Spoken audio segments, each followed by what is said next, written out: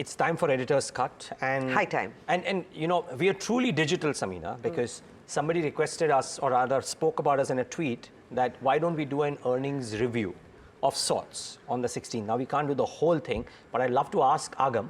I'm a part of this, of course, but I'd like to ask Agam that.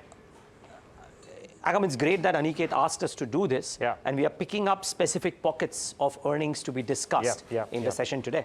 Yeah, 100%. And so not only are we looking at how the quarter's gone by, but we're looking at FY25 upgrades, downgrades. We're also talking about two sectors specifically which stand out, and that is the auto sector in terms of how it's done, as well as what we can expect from the banking space, because a lot of divergence, a lot of volatility has come through as well. But Niraj, let's start with the quarter gone by and your observations here. Yeah, so some things that I've picked up, and both of you feel free to come in on this. So rural weakness seemingly has not gone away because the staple companies have sounded off a mixed bag. Very few actually sounded very confident about both volume growth and margin growth. So that was the first takeaway. And I think we saw that in the FMCG counters yesterday as well. All four were in the red. I'm not saying that's necessarily the reason, but that was one. Construction activity likely to be soft unto elections. So construction companies have sounded it off, equipment companies have sounded that off, but cement companies haven't. Now, could it be because of housing demand? So that's the other piece. But because cement has sounded like the lone star of confidence, if you will. Yes. Bulk deposit pricing, and Hersh might have a better insight, but bulk deposit pricing inching up for banks. Could it impact Q4 as well, and could it impact FY25? So I think, Hersh, both me and Agam would ask you about this when you come in with your piece on lenders. So that's part 3. Automobile demand has been stable, save for tractors and maybe some commercial vehicle segments, not all, but SUVs and PVs, SUVs in particular, rocking really, M&M's commentary out there. And lastly, tech companies, and Agam would have a great insight here, but tech companies continue to see uncertainty on discretionary demand, and therefore difficult to say if there is a pickup in store or no. So that was in a nutshell before we get to sectors, and and maybe just before Hersh talks about banks, and then I'll follow up with automobiles. But just before that, when I looked at the key upgrades and key downgrades numbers, I don't have them rounded off until Feb 14th, if you will, but slightly earlier. But amongst the key brokerages and the key upgrades and downgrades that came in for earnings, Cipla, Dr. Reddy's, HCL Tech, Sun Pharma and Adani Ports were the ones which saw significant earnings estimate upgrades for FY25 on the back of this. So pharma ruling the roost in that fashion. And I'm sure there are more, but pharma came out smelling very well. And earnings downgrades, well, ITC, HUL, so FMCG, LTI Mindtree, so IT, and Axis and IndusInd Bank, so banks. So that largely construed the earnings downgrades. And I'm sure there are more, as I said, but in a nutshell, if we had to point out the large ones on the Nifty, at least these ones were it. So, Aniket and others who've asked us about forward-looking things, this seems to be the overarching picture. And Agam, that is it from the larger perspective. Now, maybe we can dwell into specifics. So, pharma was certainly a very quiet mover. The earnings came through very quietly, and they were very strong. It's not just the frontline names, even the mid-cap pharma names have shown tremendous growth, not only on the top line, but the bottom line as well. IT, to a certain extent, of course, was expected. But there were companies like LTI Mindtree, which were trading at such high valuations. And they were expected to give you a growth of around 15%, 20% on a year-on-year basis. And that perhaps now, with the benefit of hindsight, does look like a bit of a stretch. Of course, that really didn't come through. And ITC and HUL, the FMCG pack, that's where the weakness does subsist. A lot of that is still on account of weakness in the rural areas. So fair enough. That's the observation. But banks, of course, Harsh, that's the big one here. Yeah, absolutely. So I'm going to try and cover all of lenders, if I may. I'll start off with some key trends which are playing out in the lending space, especially in this quarter. As has been a spillover of the last quarter, deposit growth has been in focus even in this quarter. And therefore, there's been a focus largely on margins because the impact on that has started to come through. We saw both private as well as public sector banks showcase how margins are on the decline. some of the surprises came in from the public sector banks because your loan to deposit ratio over there is quite strong. No need to dilute margins, but nonetheless, margins have come off, which is one big observation from a PSU bank perspective. But lots of positives within that PSU bank space. Earnings growth continues to be quite robust on the back of benign credit cost. OPEX continues to be on the rise, but OPEX on the rise is largely because of wage provisioning, so it's going to be temporary where the PSU banks are concerned. On the private banking side, OPEX is higher largely because they are growing from a geographic reach perspective, adding employees, and that is expected to taper going forward. But how much forward we're looking at in terms of the taper, not really sure. But in Q3, the trend seems to be, OPEX seems to be playing out in a strong fashion, even within the private banking side. Where are concerns? Well, there were some concerns with regard to unsecured lending.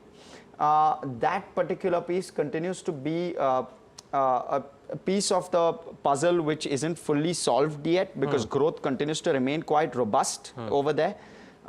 Companies still looking for growth, most companies still looking for growth, most lenders.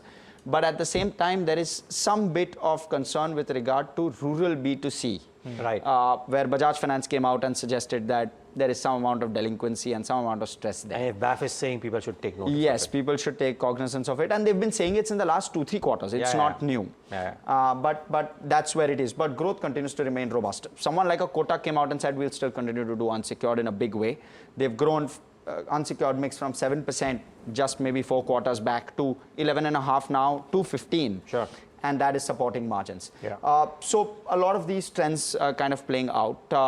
Profit continues to be solid in terms of the overall lending space. What about specifics? Yeah, so maybe I can move to specifics. Let me start off first with the largest lender, SBI. Margins declined surprisingly. We did mention about the loan to deposit. The other piece is that Q3 was dominated by one-offs. They put it out there saying that this is lots of one-offs in this quarter. Q4 will have around a 5,000 crore expense one-off as well. So that's something to look forward to. The lending pipeline is very strong for SBI, and the loan to deposit ratio is probably best in class at the moment, given the kind of the kind of structural issues we've seen with regard to deposit growth. It's probably the best. I'll quickly move on to the second largest, HDFC. Deposit growth is weaker than loan growth. What they are suggesting is deposit rates for them as a strategy is not going to be deposit rates which is going to drive deposit growth. They believe more reach, more premium services is what is going to drive growth. And they believe that the deposit repricing is still to be done for the next 1 to 2 quarters from an industry perspective. So they're expecting deposit repricing to happen over the next 1 to 2 quarters more. Which is where pain may be expected. So going forward. Some pain. Yes, on the deposit side. Second is customer spending. Once it falls, maybe that will aid deposit growth. And third, new customer relationships is what will drive deposit growth. The surprise with regard to guidance was they tapered down their branch guidance from 1,500 to 1,000 for FY24. So how are they going to reach more customers? That's a concern, at least the way I look at it. ICICI Bank, third largest lender, does not expect credit cost to rise, continues to hold around 13,000 crore of buffer provision slippages. Buffer provisions. Slippages are in retail, B2B and rural. Those are the ones which have increased. I'll quickly move on to Kotak. NIMs have remained flat, low base of course, but flat nonetheless, which is a big positive. They expect deposit rates to go up. Their product called Active Money and has grown very, very well, and those balances are aiding margins is what they suggested. Unsecured, we spoke about how they're going to take it to 15%. And very, very lastly, Bajaj Finance, one on the NBFC side of things, they've indicated stress in rural B2C. They're calibrating loan growth in rural B2C, brought it down from 26 to 10% on a year-on-year basis. They are expecting cost of funds to move up, so that's another big negative. Risk metrics outside of rural B2C are in good shape is what they suggest, and loan losses are normalizing. So they are saying that they'll slowly start to trend upwards. That is normalized. Sure. So plenty to take forward when it comes to the lenders in general, and of course that divergence when we consider the private sector banking space against the public sectors, as well as NBFCs, and of course Bajaj Finance has seen its own share of challenges. But Niraj, it does seem like the lumpiness in volumes growth for autos is behind us. You could argue, and I know people, I'll make this quick because I know people are waiting for that FNO segment. So I'll make this very quick, Agam. But yes, you put it well, because I asked this to Anish as well. Was it a tale of two things wherein tractors didn't do well, but PVs did do well? He said, of course, that their market share has risen, so he's taking heart from that. But automobiles at large, Q3 largely driven by volume growth in the quarter, so that was fine. A better product mix and maybe lower commodity costs, which aided margins for automobiles by and large. So that's part one. There were some logistic-related challenges, maybe because of Red Sea or otherwise, for the exporters. And Eicher laid it out in its commentary very, very clearly. So that was part two. PV demand, very healthy for SUVs. What is not healthy for lower-end models wasn't the healthiest. That is part one. Two-wheeler OEMs expect a sustained recovery in both domestic as well as export volumes, which is a great thing, and Hero MotoCorp kind of amplified that in their commentary. Lastly, tractors are looking at a continuation of the cyclical downturn. Even Anisha wasn't able to say when did it end, and Escort's commentary was weak.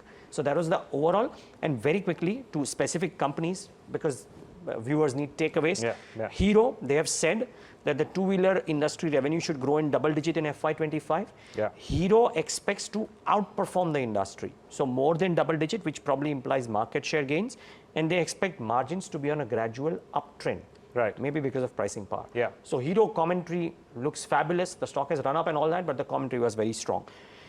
Ashok Leyland, on the other hand, wasn't as strong as Agam and Hersh. They guided that FY24 volumes are estimated to be below FY18 peak, and Q4 will see moderation in growth due to higher base. Escorts, similar story. We know what's happening with tractors. Domestic tractor industry expected to decline by 6 to 7% YOY. The Q4 volumes could see a 12 to 13% decline. So this is Escorts, and therefore tractors look wobbly. Eicher, amongst everything else they said expect exports to recover from key markets only post 2-3 quarters. So it's not happening in the immediacy. So there is a bit of a weakness there too. Sorry if I'm sounding very weak, or I'm bringing out some of the weaker hands, but that's what's come out. Just lastly, auto components were a bit of a mixed bag. We know the standout was Bharat Forge because of what they've said, but companies like Sona Comstar actually sounded okay. They raised their EBITDA margin guidance, to over 28%. Versus a band of 25 to 27%, so that's one. And they said that the new order book has increased quite significantly. Of course, at the end, I'm ending with Bharat Forge's most famous quote of this earnings season, I would add, which is what Baba Kalyani put out and said that looking ahead in Q4 and further into FY25, we expect growth momentum to moderate. Auto components a mixed bag. Autos too a mixed bag, as would be in most sectors, but clear trends that PVs are doing well, or the SUVs are doing well. Tractors and some commercial vehicles are not. Speaking of SUVs, there's one name which is not in this list, and that's Force Motors, which has given us a return of 4 to 5 times in the last 12 months. And that, of course, is possibly tilting the scales just a tad bit towards the positive end.